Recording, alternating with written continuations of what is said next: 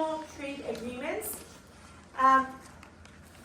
Regional trade agreements, a very good example would be, for example, NAFTA, or we call it right now NAFTA 2, or USMCA, right? United States, Mexico, Canada. Now, this is just a very good example of North American Free Trade Agreement, which was formed in 1995 under President Clinton, which right now we call it USMCA, United States, Mexico, Canada, under President Trump. Now, this is just an example that I want you to understand what is regional trade agreement or regional trade integration. It's in a region, trade integration or economic integration, trade agreements, economic integration, which we're economically trying to be more integrated, right? Remember we talked about it. What was after World War II, when it ended under Bretton Woods, one of the agreements, one of the organizations that was formed in 1947 was General Agreement on Tariffs and Trade, which was then later transformed to, in 1995, transformed to World Trade Organization.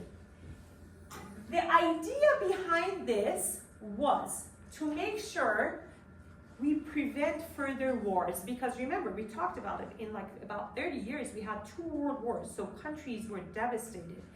After World War II, they decided the Bretton Woods Agreement, under Bretton Woods Agreement, they decided to form organizations. Each country will have a representative. They can discuss, civilize, and hopefully prevent any further world war. The main idea behind this one was to encourage countries to do more trade with each other, which is reducing tariffs, reducing trade barriers, invest in each other's market. When you're investing in another market, it is believed that we're going to protect that market. If we invest a lot in Mexico, we will protect Mexico, and we will have Mexico for their investments, will prevent any military intervention, okay? So it's reducing the chances of military intervention and hopefully brings stability to the region. That's the idea behind it. So first is political ideology behind it, and the second is economic, of course. So USMCA is a very good example of free trade area or free trade agreement. Now, I'll give you guys another example. EU, European Union, right? It's another example, also regional economic integration. It's in a region, the 28 countries are in a region, economically they're integrated. Now my question to you is that, are we the same, do we have the same level of integrations? Does USMCA have the same level of integration as European Union? No, right? Which one is more integrated? Very good. EU is more integrated. So that's exactly what we're going to do here. In this chart, we'll talk about different levels of regional economic integration. Okay? So these are all different levels. So the first one, free trade area. Starting with here is the least integrated and goes all the way and they become one country, political union. Countries join and they become one country. Now, each one of these has at least one characteristic for it. Free trade area, removal of intra-group tariffs. What did we do in USMCA, United States, Mexico, and Canada? What did we do? We removed the tariffs amongst these 3 countries. Not 100%, but almost 100%. Now, President Trump, for example, he wanted to add 25% for the items, for the trade. But he has changed just a couple days ago. I have heard that he has changed and he will reduce from 25%. But still, it will be some form of trade barrier involved. Now, it really takes it away from the main idea behind free trade agreement or free trade area, because the idea behind it was to remove tariffs. Usually, agriculture, alcohol, cigarettes, usually they always have their own tariffs, okay? All around the world, on average, agriculture and automobiles, they have one of the highest tariffs in general, all around the world. Countries are very protective about their agricultures, and the idea starts with World War I, because when World War I started, countries noticed that they were heavily reliant on other countries, and when the war started, they cut off the main necessities of food items on other countries. You see what I'm saying? And they couldn't feed their troops. So usually countries, they try to have at least 6 months of self-sufficiency of feeding their troops until they can find an alternative country. So that's why countries around the world are very protective about their agriculture. So then the next one, that's what we did. We removed intra-group tariffs. We removed the tariffs amongst 3 countries. That's what we did, right? So we do fall under that one. The next level of integration is called customs union. Now, customs union, when you look, it has removal of intra-group tariff, right? It also has common external tariff to it as well. You see that it has 2 characteristics, right? What is common external tariff, CET? So they already have what we have, but they're a little bit more integrated. So they have a new characteristic to it, attached to it. CET, common external tariff. I'm going to give you guys an example so you can see. Andean community and Mercosur are very good examples. Andean community is Colombia, Ecuador, Peru, and Bolivia. And Mercosur is Brazil, both in Latin America, Brazil, Argentina, Paraguay, and Uruguay. Venezuela was part of it too, but they kicked Venezuela out. These are very good examples of customs union. These countries, they have removed their intra-group tariffs, just like what we did in USMCA. But also they have added CET to it, common external tariff. What does that mean? It means if one country, one member state, let's say Brazil, one member state, has an agreement with United States, which is outside, which is external, right? Has an agreement with US and says, okay, US, if you send me, I don't know, clothing items, textile, flip-flops, whatever, I'll remove the tariffs on them, okay? So you can send it to me freely. The other 3 members should do the same thing. If one member state has an agreement, trade agreements with external countries, the other 3 should exactly do the same thing. They have to also remove the tariffs on textile items as well, because Brazil already agreed, because they're under customs union. So that's why you see why they're more integrated, right? But for us, we don't have that. We have a different agreement with Korea, Mexico has its own, Canada has its own. We're not following exactly the same path, but they do.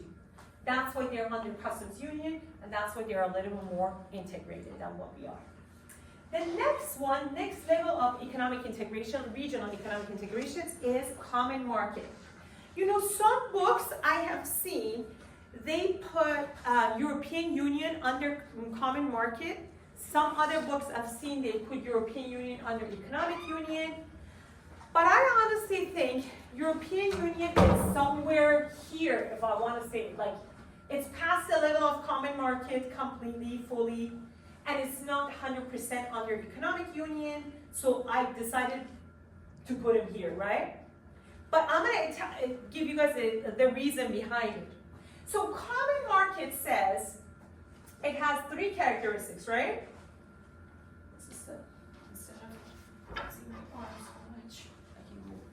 So it has 3 characteristics to it, right? The first one, removal of intra-group tariffs. Remember, EU, think about EU, right? 27 right now countries, they all have removed intra-group tariffs. They don't have tariffs amongst themselves. Common external tariff. If you have an agreement with Germany, the same agreement applies to France too. Okay? So which is the same as this one. But they have one more characteristic to it, which is free movement of goods, people, and capital. So free movement of goods, people, and capital. Look, when we go to, when Mexicans want to come here, so there's no free movement of people here, right? We don't have that, but they do. Free movement of capital. Think about this. Just like Europe, European Union, think about it like United States and its states. Those countries are very small countries. If you take the entire Europe outside of Russia, forget about Russia, if you take the Europe beside Russia and put it, they will fit in northeastern United States. That's how small it is. So think about each of those countries like a state of United States, which we have our own legislators. We have, for example, in California, we have assembly and we have Senate. They have their own, each sovereign nation has its own parliament and chambers, 2 chambers. And then we have a federal, and they have a commission, which is EU Commission, okay? If you think about it that way. Now, the volume of trade that they have with each other, it is huge because they're such a small countries. They have very good relationship with each other.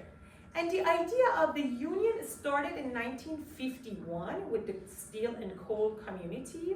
The workers, they wanted to have same standards because in many European countries, you can actually live across the border and work across the border, like the one side of the border and work at the other side. Just like Tijuana and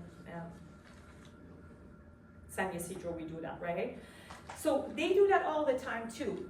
Back then, they wanted to make sure they have the same standards of union for workers. The amount of trade they have is huge. They have to exchange currency. Every time you travel, you can have like morning, you can go to Switzerland for lunch, come back to France for dinner, and go to Germany at night. That's how close the countries are. The amount of waste of time that you have to check your passport at the customs, the transaction costs and all that to change your currency, it was a waste. So these countries, the idea, and then at that time, 50s, think about this, it was Cold War. Soviet Union one side, United States another side, they wanted to have their own power. The idea started in the 1950s, but when it really happened, it was 1990s, right? Early 1990s.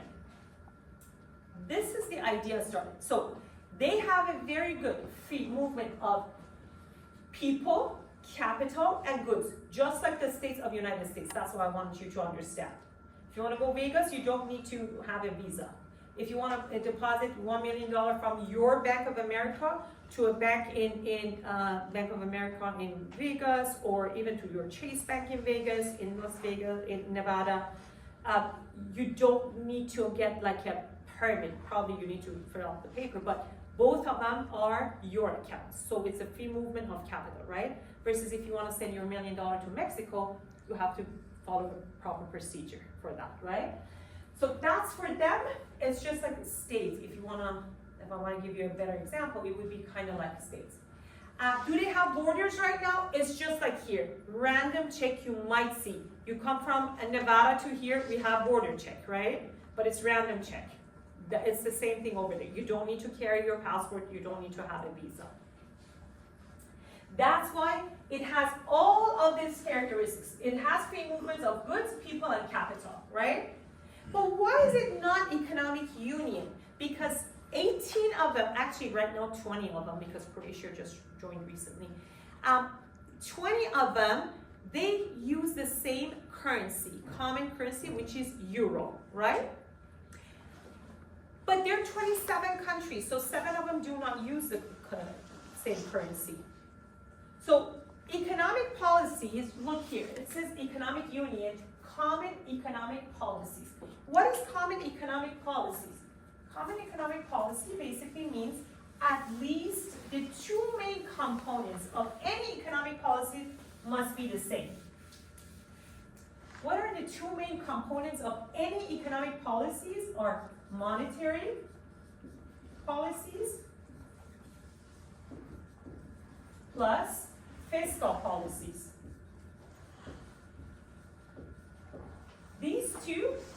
match so in order for us to have common economic policies. Now, let's see if they do.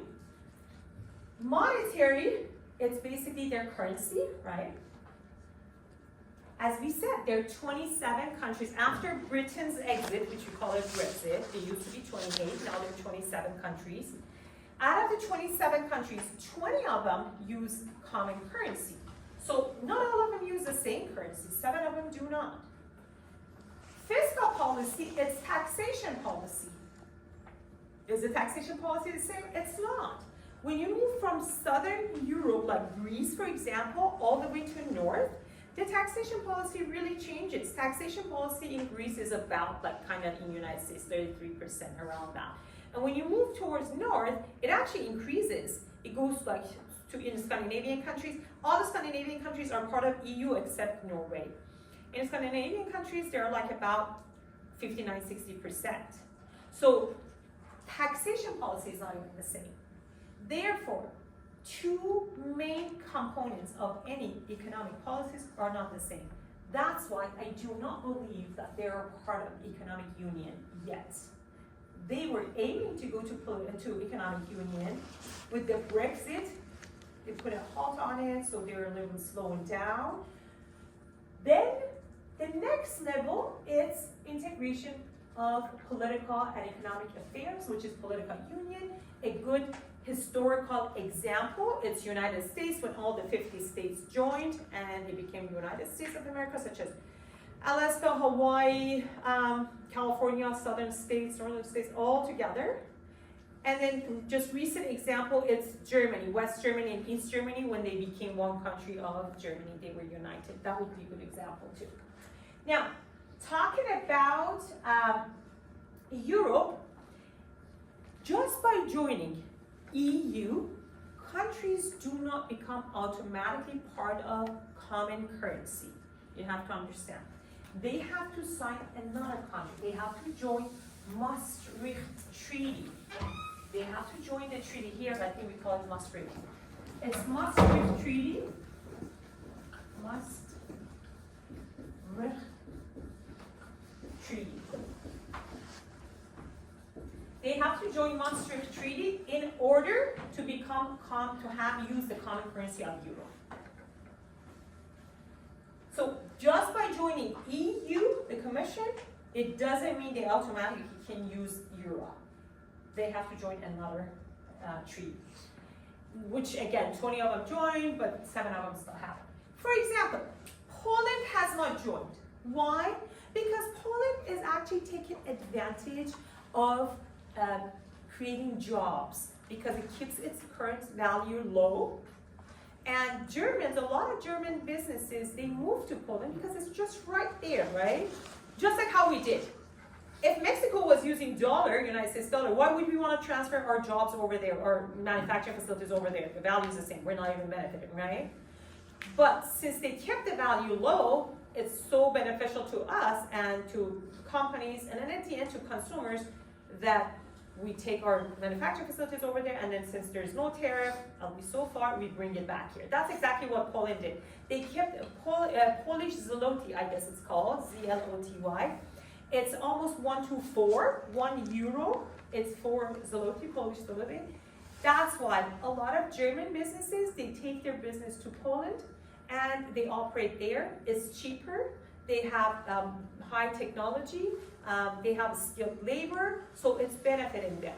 That's why they didn't join the Maastricht Treaty, right? The other one is like Norway never joined EU because Norway has a lot of natural resources. It's a strong country. It's a strong economy. Sovereign Wealth Fund, they have actually SWF. It's called Sovereign Wealth Fund. It's just like an investment account for any individuals, but for a country level, we call it Sovereign Wealth Fund, which the country invests and makes money. They can invest in stocks, they can invest in around the world. Norway has one of the strongest SW Sovereign Wealth Funds.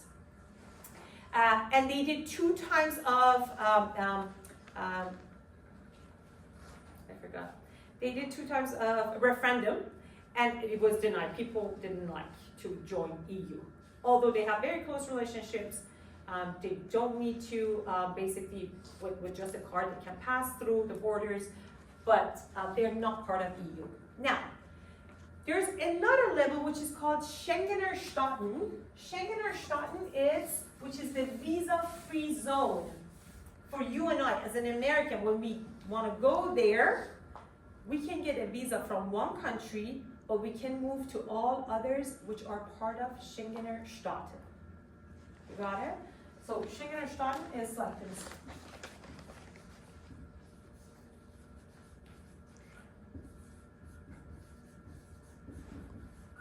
Which means Schengener states of Schengen. Because we, as an Americans, we need to have a visa to go to Europe. Because remember, it's based on reciprocity. We talked about it. Usually, international trade and visa are based on reciprocity. Since President Trump's first administration, they imposed visa on Europeans. They did the same thing to us. Now, when you want to go visit Europe, you need to have visa.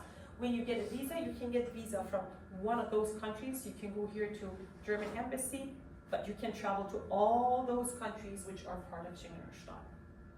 You got it? So there are different levels. I want you not to confuse them. They have like European Commission, they have a Maastricht Treaty, they have Schengener Staaten. There are different levels, which each of them is doing something different. Now, Europe, just like us, that we send the highest number of representatives from California to the House in federal level, right? Because of our population. Europe's system is the same thing. The Commission also has two chambers too. And they sent, Germany, for example, sends the highest number of representatives to the Commission because of its population. So that's why I said in the beginning, think about it like United States. If each state, each country works like a state, and then for us it's a federal, for them it's a commission, for example. That's how it works. Now, let me see. Oh, we do have a lot of agreements, regional agreements around the world. That's not the only ones. Most of it fall under free trade area, but we do have a lot. For example, the United States has bilateral agreements with Korea. We call it KORUS, K-O-R-U-S. That's the bilateral agreements that we have. There's another regional agreement.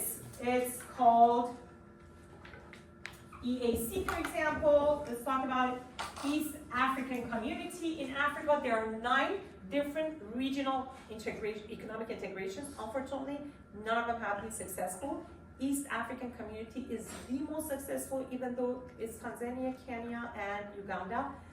They sometimes suspend it, they move forward with it, again suspend it, so it's back and forth kind of. The other one is actually ASEAN, I don't know if you guys can see it, that's what I'm spelling it, A-S-E-A-N.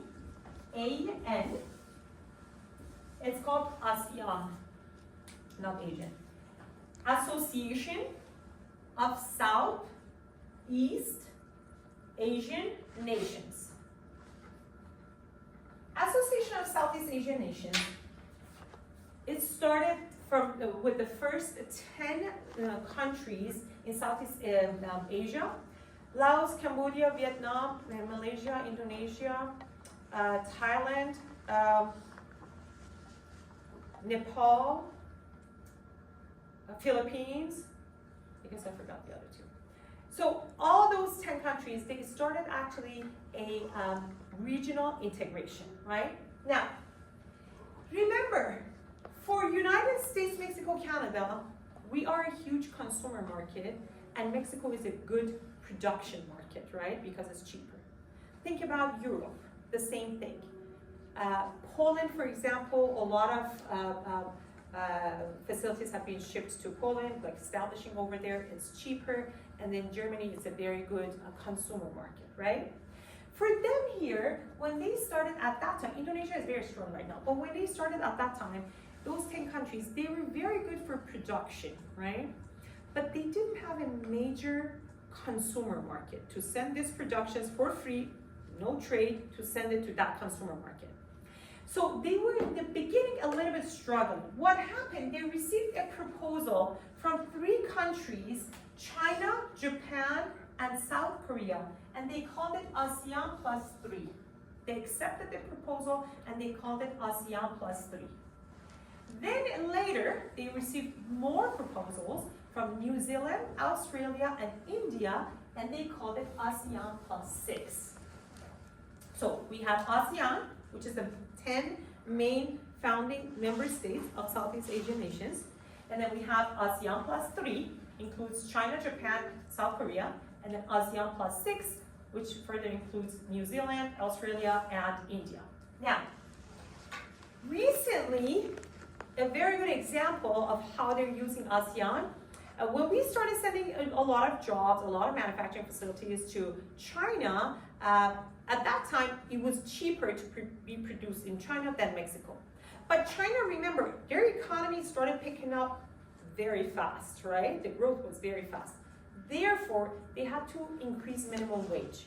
It got to a point that today, if you want to produce a similar product, it'll be more expensive to be produced in China than in Mexico. So for us, it's actually more beneficial to be produced in Mexico. But Chinese haven't lost the contracts.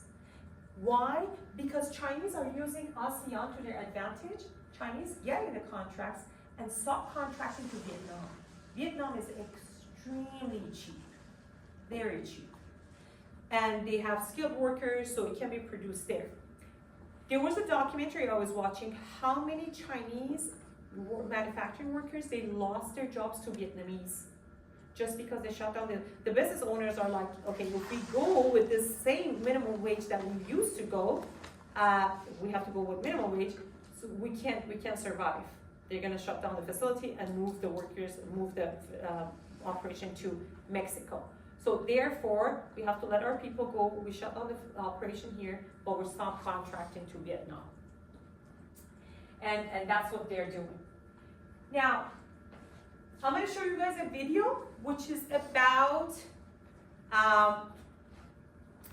the difference between NAFTA and USMCA. There are a couple differences. Used to be NAFTA, like 30 years ago when it started. Now it's USMCA. A couple things have changed. One of them is that we do have access to Canadian market, a little bit of access, I think 3.5% of access to dairy products in Canadian market. The other thing is that all the components of automobile facilities, they have to be made about 73% or 75% must be made in the United States. That's an increase from 63.5%. Now it has to be about 75%, I guess it's 75%, has to be producing in either of these 3 countries to be eligible for free trade, for free tariff. And then the third one was that they have to, all automobile workers in all the 3 countries, they have to receive at least minimum of $16 per hour. And then also we had like more, we put a lot more pressure on Mexico about intellectual property rights to make sure that it's not infringed when we move to Mexico. So all those have changed, which are actually good items, honestly, but I wish it would stay at that. Right now, since we're adding more tariff to it, it might actually jeopardize the entire agreement. So do you guys have any questions so far? Let's watch that video.